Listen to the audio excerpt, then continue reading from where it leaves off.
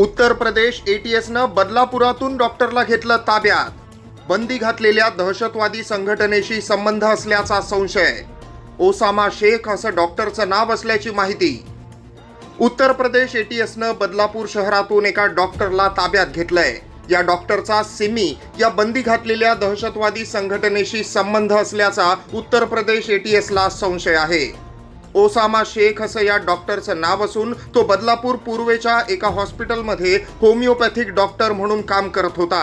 त्याचा सिमी या दहशतवादी संघटनेशी संबंध असल्याच्या संशयावरून उत्तर प्रदेश एटीएस मागील काही दिवसांपासून त्याच्या हालचालींवर बारीक लक्ष ठेवून होती.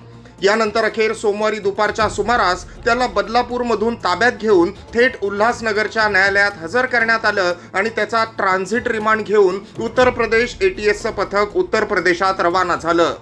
बदलापूर शहरात घडलेल्या या मोठ्या कारवाईमुळे खळबळ उडाली आहे.